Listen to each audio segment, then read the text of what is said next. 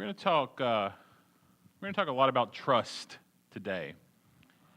A matter of trust.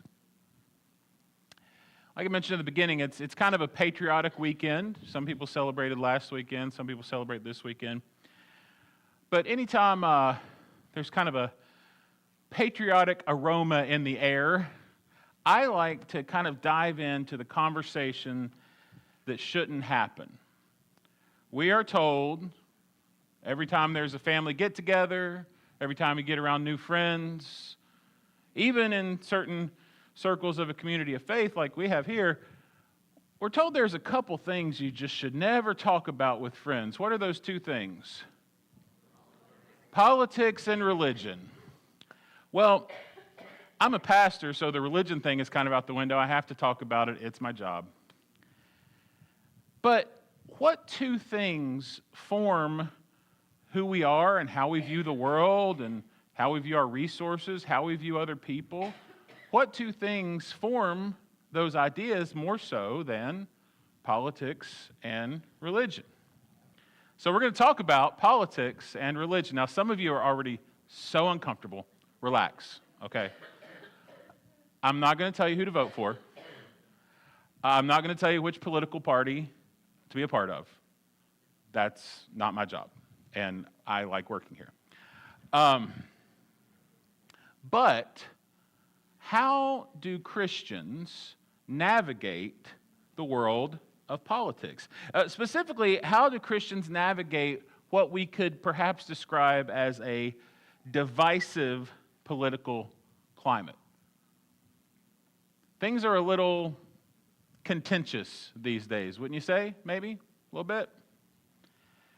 And perhaps a few generations of never talk about religion and politics has stripped us all away from the ability of being able to intelligently and rationally talk about religion and politics, right? It leads to arguments. I remember my first taste of this. The first election I could vote in was the election of 2000. And it was a very special election. I just started college at the time. I was going to be 18. So I could vote in this election, and what luck. This particular election, they told me in the months leading up to it, was the most important election in history. And it was going to be the first one I got to vote in. Isn't that extraordinary? The first time I got to cast my ballot in this political landscape was going to be in the most important election in our history. Now, if you know, and we were so excited, like we stayed up in our dorm room and huddled around our television waiting for the results that night. And if you know anything about the election of 2000, we didn't get results that night. I thought, this is strange. This is the most important election in history. We're not even going to know till like December who won. Much to my chagrin, 4 years later, they told me it was the most important election in history. I hadn't been paying attention, but 4 years prior to that, it had also been the most important election in history. I look back through quotes of presidential leaders and political figures all throughout time, from Nixon to Jackson to Lincoln to Clinton, and they all said it's the most important election of their time. In fact, if you dig deep enough on the internet, you can find a tweet by George Washington himself. It says, "This is the most important election in our history. Hashtag, I cannot tell a lie. Hashtag, I am your father." And you know what?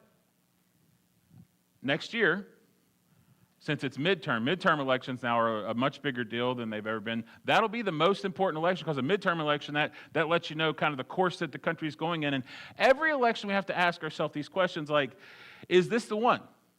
Is this really the election that's the most important one? Is this going to be the one that affects my kids or my grandkids? Or let's face it, most of you are like, is this going to be the one that affects my retirement account?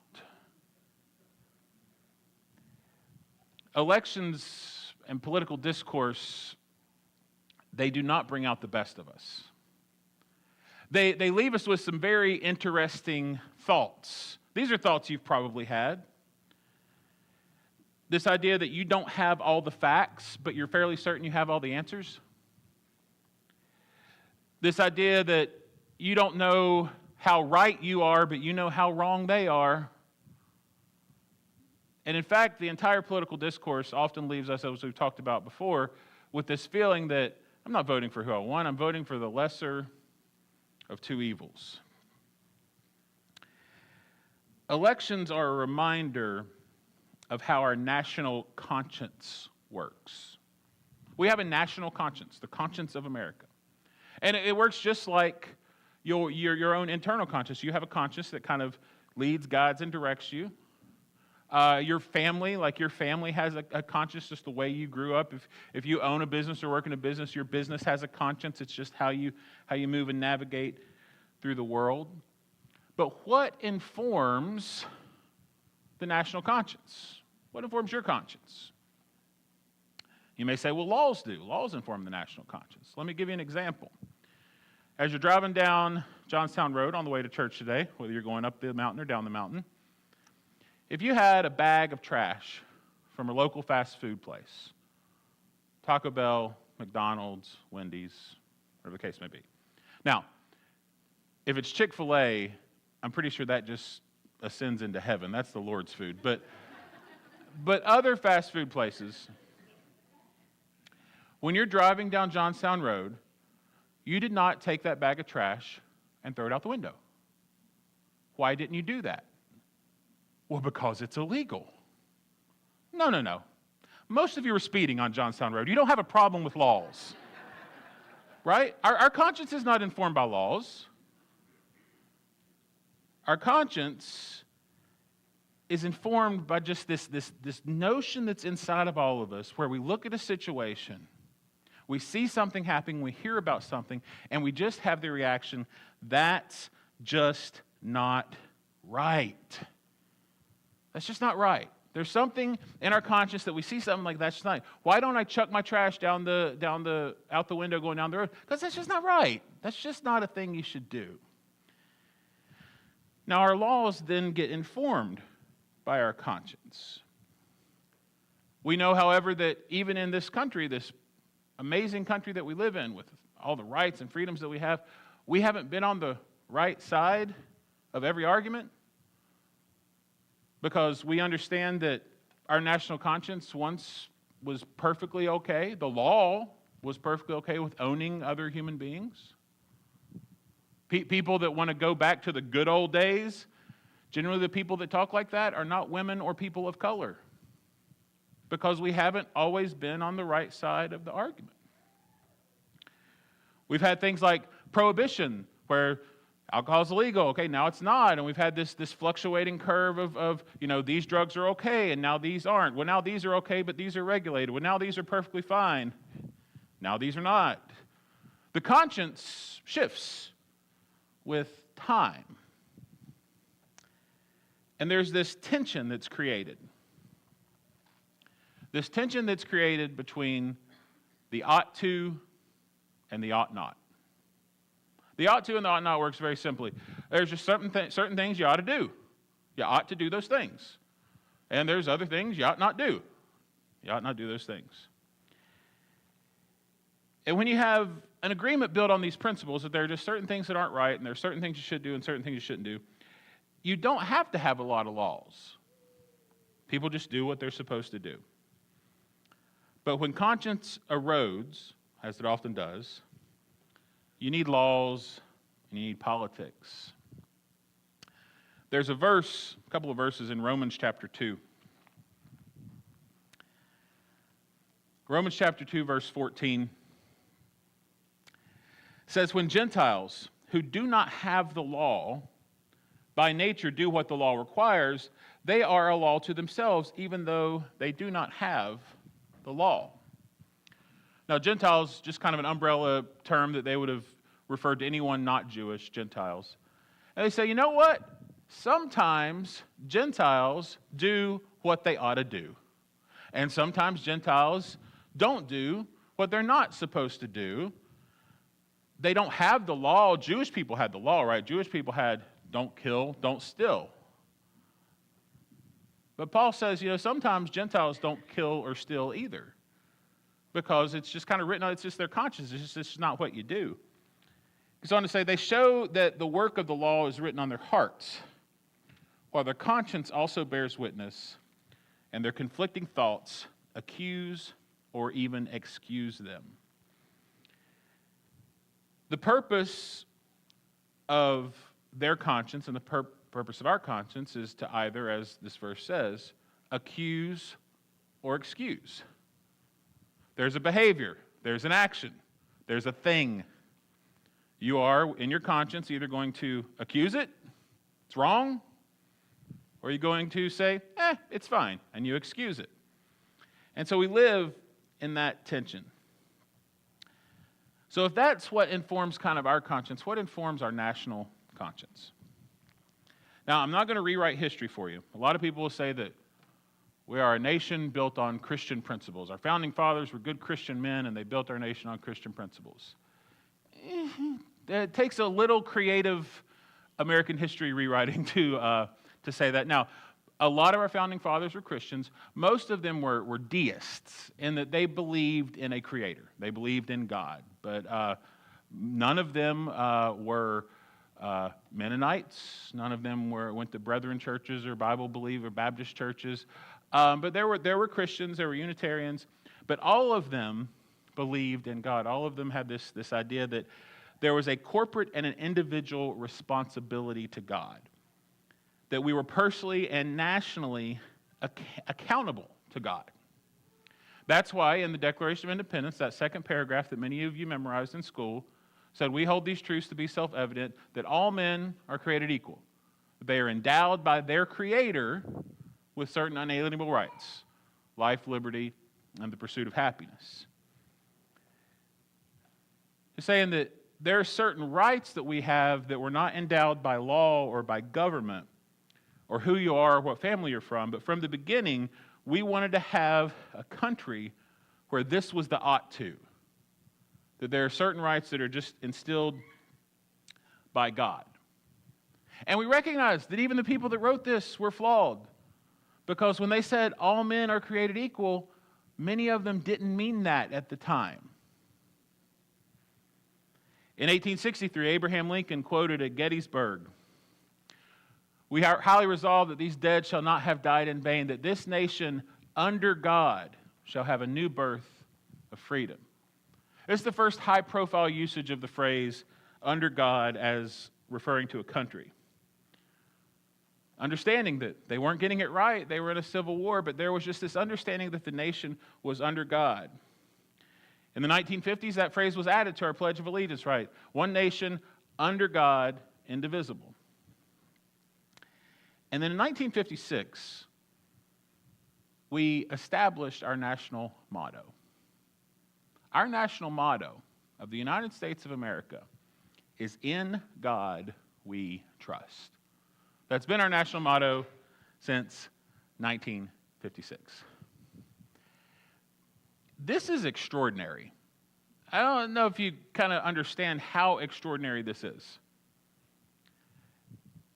This was voted on by Congress, by the 84th Congress. So not like hundreds of years ago, not like a puritanical society that was kind of halfway a theocracy. The 84th Congress in 1956 voted this, which you're asking yourself two questions right now. One, how did Congress agree on anything?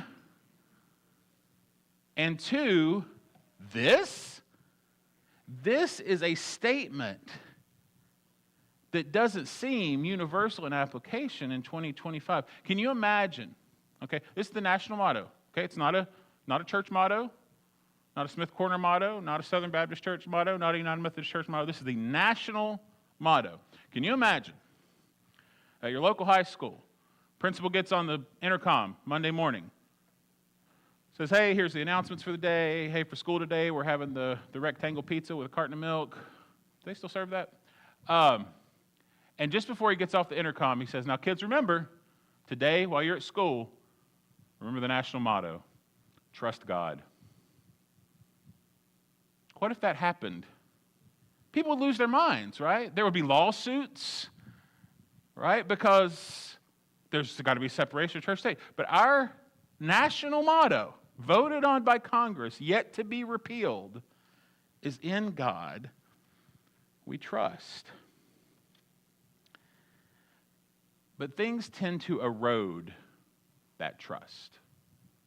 Things tend to make us take our trust away from God and put it on different things. Oftentimes in church we talk about how we want to be self-sufficient. We tend to trust too much on our own understanding. But we can also divert our trust to other things. We often divert our trust to our country or our political leaders. And we look at all the problems, and every November, every few years, we get a chance to answer the question, whose fault is it, and who can fix it? But politics is a matter of trust. And as your trust in something increases, you will, by nature, allow your trust in other things to decrease. That's just, you have a limited capacity for trust. So if you invest too much trust over here, you'll have less of it over here. But we have problems. We have problems in our country. Would everybody kind of acknowledge we have problems? We may not agree on what the problems are, but raise your hand if you believe our country has problems. Okay. Some of you must live in, like, Denmark. They don't have problems there, I've heard. We have wealth problems. Now, if you are wealthy, you don't think we have wealth problems. We have kind of prosperity problems. We've heard a lot about it the last couple weeks as they've been seeking new legislation. We have a debt problem, right? Some might even call it a big, beautiful debt problem. See, that was culturally relevant. I'm very hip. I mean, you say the country shouldn't have debt. It's like, well, do you have debt? Well, yeah, but that's different. Okay. We should go back to when the country didn't have debt. I looked it up. 1835, Andrew Jackson paid off the national debt. As a country, we were debt-free. And it lasted until 1836, when Andrew Jackson took out a loan. But there are problems. And these problems cause our trust to erode. So today I thought, just for fun, been here a couple months now, I thought I was just tell you what's wrong with you. Is that why you came to church today, just to find out what's wrong with you? I want to talk about some of these problems, and we're going to land in the Bible. We have an entitlement problem. Now, this is a buzzword. I'm not talking about entitlement programs, things that, different ways we assist people and things people pay into. But just an overall, we have an entitlement problem. An entitlement problem is just we don't like when things are taken away from us because they're ours and we deserve them. And entitlement is actually a great equalizer because if you take a very wealthy person and take something away from them, and you take a very poor person and take something away from them, and you take a child and you take something away from them, the response is consistent across all three demographics. They cry about it. One of the problems of being in a free country is that we don't have to hear no a lot, so we don't do well with hearing no. We have a discipline problem. Morally, we have a discipline problem because we just can't get folks to act right. Intellectually and legally, we have a discipline problem. Financially, we have a discipline problem. We talk about the national debt. There's one, we just hit the mark about 3 weeks ago. There is $1 trillion on the books in consumer credit card debt. 1 trillion with a T. The government didn't run that up for you. We have a greed problem. We're kind of hardwired that everything that falls through our hands belongs to us. So we don't give the way we're supposed to give. We have a greed problem. Here's how I know we have a greed problem. There are two economic schools of thought, and they don't agree on anything. You've heard of capitalism. You've heard of socialism. very conflicting financial viewpoints. Do you know what they both agree on? The other one doesn't work because of greed. Capitalism doesn't work because of greed. Well, socialism doesn't work because of greed. So the two people, the two sides of the argument that agree on nothing, agree we have a greed problem. And perhaps more specifically, we have a failure of nerve problem. We don't like the consequences sometimes of doing the right thing. From the election in 2012 up through the current election cycle, it's reported that approximately 30% of people who voted did not vote for their candidate that they voted for, inasmuch as they voted against the other candidate. Meaning they weren't supporting someone, they were just anti-supporting someone else, because they have to pick the lesser of two evils. Doing the right thing has consequences, and we don't have that nerve. We don't have the nerve to save the money, to have the hard conversations, to be disciplined. You know what a failure of nerve problem is if you're a parent. And if you've ever had a parent, if you've ever had a kid between the ages of 1 and, 15, the rule is they sleep in their own bed. And I will move them back to their bed once or twice. But at some point, you just got to sleep, right? Like, you just get sleepy. And they're just going to stay there because I need to sleep. And that is, in a very broad sense, a failure of nerve, right? I don't want to deal with the consequences of making sure the right thing happens.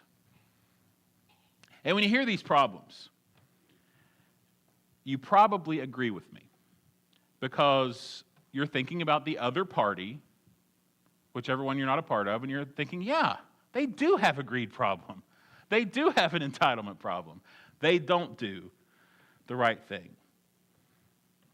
And so we're left with this tension, ought to and not ought to. That's not right. Do we accuse or do we excuse? Do we let the laws form our conscience, or is there something else? And most importantly, perhaps the most important question that we could answer here today, which political party was Jesus a part of? We grab our stones. We say, you're not right. No, you're not right. You're wrong. No, they're wrong. And Jesus says this. Why do you see the speck that is in your brother's eye, but do not notice the log that is in your own eye? Yes, adorable with the microphone. Yes, Jesus, it's because it makes me feel bad. I don't want to address that, and I don't have to change. Or, how can you say to your brother, let me take the speck out of your eye, when there is a log in your own eye? Yes. Jesus, I don't have a log in my eye. Jesus is laying out this ideology. It comes right after that familiar verse of judge not lest ye be judged, for the same manner that your judge will also be judged to you. It says, let me take the speck out of your eye. There's a log in your eye. No, let me take the speck out of your eye. Well, I don't have a speck in my eye. You have a log in your eye. And then Jesus says to your face, I would never say this to you, but Jesus says, you hypocrite. Anytime Jesus throws shade in the Bible, it's worth paying attention to. He says, you hypocrite. Now, we know the definition of a hypocrite I've got up here. A hypocrite is somebody that expects something of someone that they won't do themselves, or somebody that holds others to a standard different from the standard they hold themselves to. That's what a hypocrite is. But if you dive deeper into the definition, specifically the definition they would have had when they wrote the Bible in Greek, the word for hypocrite in Greek means an interpreter from underneath. It's a compound word, hypokrike, an interpreter from underneath. That doesn't make a lot of sense until you understand the context. This was a word that they would have used if you were a stage actor in ancient Greece. You were called a hypocrite because you interpreted a scene from underneath a mask. All of the stage actors wore masks. So when they call people that don't do, that say one thing and do another, or they hold people to a different standard that they hold themselves to, when they call them hypocrites, they are saying you are wearing a mask. You are not living authentically. You're covering up the real with something fake. He says, first, take the log out of your own eye.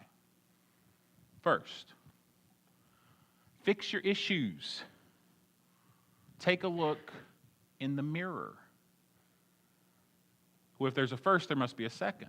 It says, first take the log out of your own eye, and then you will see clearly to take the speck out of your brother's eye. And some of you, all you see up there is, I knew it. I knew they had a speck in their eye. Now I can point it out to them. But the reality in this passage is when you address your issues, then you can help. That's the point of the passage. When you look at the mirror, James calls it the mirror that shows us the law of liberty or the law of freedom. When you look at yourself in the mirror, when you fix your issues, you then put yourself in a capacity where you can help. Here's a challenging question that we have to ask when it comes down to political discourse. What if it's a we problem, not a they problem? I've recently experienced some problems. I just want to give you a breakdown of my last few weeks. I like being outside. I don't love it. I like it. I like doing yard work. A few weeks back, I decided our yard could be a little bit bigger. All I have to do is just trim into the weeds a little bit. Now, my father was a pastor, and this that I'm wearing right now, shirt, button-up shirt, dress pants, dress shoes, tucked in, was as casual as I ever saw him. This was not Sunday morning. This was like Thursday afternoon, right? He cut grass in a button-up shirt and dress pants because he was a pastor. I'm a little bit more modern and refined. I cut grass and trim weeds in shorts and flip-flops. Not recommended. Now, the yard looked great, but then I noticed this itch on my arms, my legs, my neck. It's as if blindly shoving a weed eater into a pile of weeds and waving it back and forth and letting it spray all over your body is a bad idea. Got a bad touch of the poison. I'm like, poison ivy, poison oak, poison sumac? I don't know. The itchy kind. And I ended up at the doctor. One of my legs got infected. It was a whole big thing. And all I wanted was someone to blame. And there wasn't anyone. I just did a dumb thing. Finally got all healed up. Time to cut the grass again. I'm no dummy. I put pants on this time. And tennis shoes. And a new sleeveless shirt, because sun's out, guns out.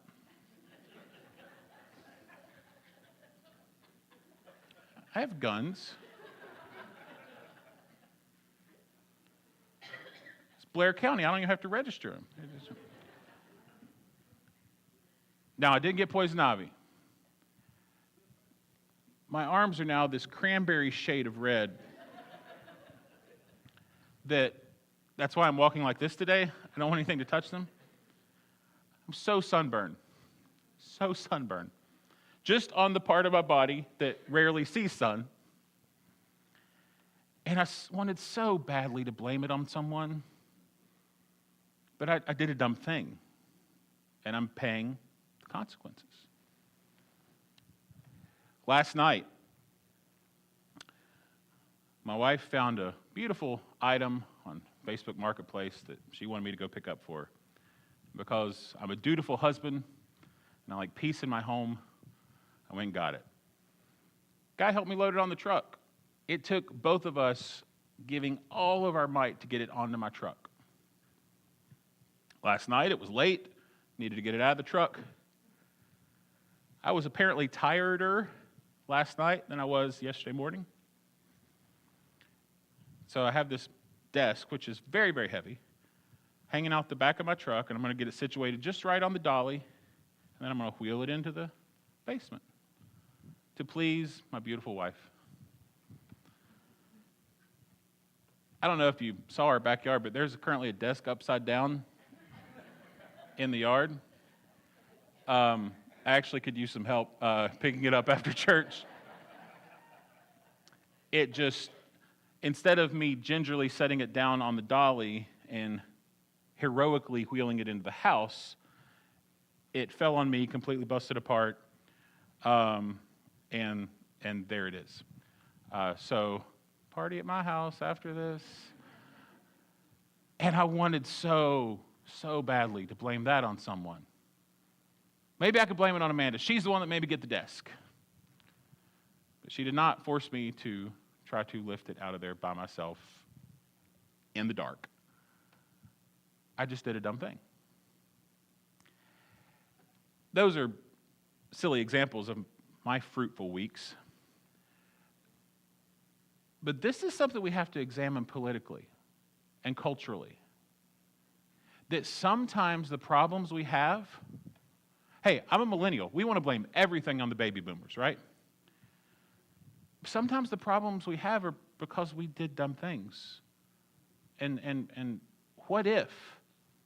What if it's a we problem and not a they problem? I'll give you some examples.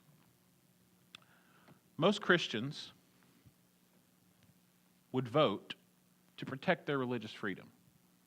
And hey, I'm for that because I like doing this and I don't want to do this in a cave or under duress or as an act of civil disobedience. If I have an opportunity to vote to protect my religious freedom, trust me, I will take that opportunity. But the gospel is thriving in places that have no religious freedom. In fact, less people are engaging in church in places that do have religious freedom. So maybe it's not a they problem, maybe it's a we problem. Maybe we don't take advantage of our religious freedom. There are people meeting and worshiping and proclaiming the name of Jesus under threat of jail or death. But we won't talk about our faith at work because it might make things weird. Maybe it's a we problem. Less than 10 years after In God We Trust became the national motto of the United States of America, there was a Supreme Court case involving Madalyn Murray O'Hair, a noted atheist at the time. And that's what we hearken back to and say, that's when they took prayer out of schools and everything went downhill. Here's an interesting historical tidbit. They never took prayer out of schools, ever. They made a law that said you could not have state-mandated prayer at schools, meaning principals and teachers could not lead prayer at school. If you're a teacher, please pray at school every day. Please get with other teachers who are Christians and pray with them every day. If you're a student, pray at school. Perfectly legal, 100% legal, never not been illegal. But we have these laws and things, and we need a cause to fight against. They took prayer out of school. No, they didn't. But it gives you a good reason not to pray, huh? Basically, we don't want to view our faith through the filter of our politics. We want to view our politics through the filter of our faith. And that leads to some uncomfortable realities. That means that there may be a candidate or a party that you support and vote for, and that's fine, but you just have to kind of acknowledge, hey, that's not right. They get my vote, they get my support, but hey, I'm not going to be one of the people that loyally, blindly follows. That's not right. And actually, it's not just that you shouldn't view your faith through the filter of your politics, but your politics through the filter of your faith. You should actually view your politics, your relationships, your priorities, your finances, your social media posts, your conversations, and your decisions through the filter of your faith. When this becomes the standard of your conscience, that's how you will change what you put your trust in. What if only Christians did this? We're the ones that are called to live in this extraordinary way. I have another soapbox, and then I promise we're wrapping up. I figure I'll get it all out of the way today. When did it become okay to call people names? I saw an article recently that said it's weird to see Christians hurling insults at people they disagree with. And somebody commented after that and said, you know what? It's just weird to see Christians hurling insults. Period. There are ways, and I'm an equal opportunity offender. Okay, I don't care if you're a Republican, Democrat, Libertarian, Librarian, I don't care. There are ways that you talk about people that you disagree with politically, that if your children talk that way, you would wash their mouth out with soap.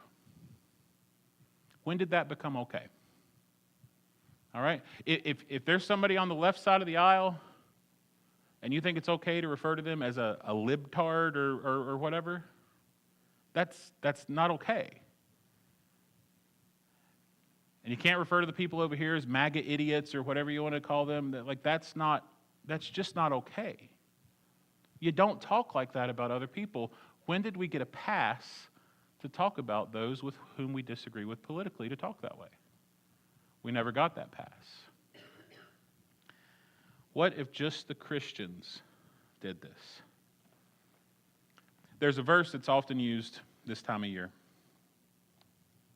It's the political verse in Scripture. It's often quoted, but unfortunately it's often misapplied.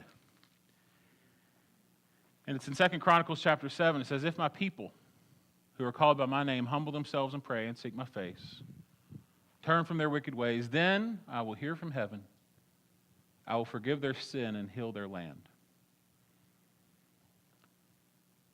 This is an if-then statement. If something happens, then God will do something else.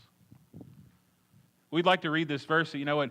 If my people who are called by my name would just vote in the right party for once, then we could heal this land. If my people who are called by my name would just protect their rights and their freedoms, then I would heal their land. That's not what he says. He says, if my people, meaning this only applies if you've signed up for it, if my people who are called by my name will humble themselves. Humbling yourself first involves an acknowledgement that you don't have it all figured out. Pray. Seek my face. That is, to be in communication with God and submission to God. And perhaps most importantly, turn from their wicked ways. Not if my people will point out the wicked ways of a lost and broken generation, if my people will point out how wrong the other side is. No, it says if my people will get the log out of their own eye, if my people will turn from their wicked ways, then I will hear from heaven and heal their land. Our behavior needs to change more drastically than our legislation. And that's what the church is for. That's the epitome of what the church does in culture, is it changes culture. It matters far more what happens in your house than what happens in the White House. It happens far more what happens in this house than what happens at the State House. Our behavior needs to change more drastically than our legislation. So vote. Be a part of the process. Absolutely. Don't shirk that responsibility. And you know what? Some of you, run. Run for an office. I've seen your Facebook posts. You have all the answers. Run. But stay rooted in the national motto. Stay rooted in the principle that is devoid of how laws go and how national conscience goes and up and down and the ebbs and flow of a broken society. Stay rooted in the principle that in God we trust. It should always be the priority of the Christian to be involved in their culture and in their society and vote and be a part of the process. But it's never been our top priority. Our top priority is trusting God and letting a broken world know that there can be reconciliation with God through Jesus. That's our top priority. In God we trust. Heavenly Father, thank you for the truth of your word. God, we ask forgiveness. Forgiveness for times where we've prioritized the wrong thing. Forgiveness for times when we've perhaps pointed out other people's shortcomings and turning a blind eye to our own. God, may we recognize that sometimes it is an us problem. It's a we problem. We need to look in the mirror. God, we ask that you bless our leaders, the ones with whom we agree and the ones with whom we disagree. And we give thanks for this country that we're so blessed to be a part of. May we honor it. May we participate in it. But may we never prioritize it over our trust in you. May our conscience be informed solely in who you are and what you've done for us. In Jesus' name we pray. Amen.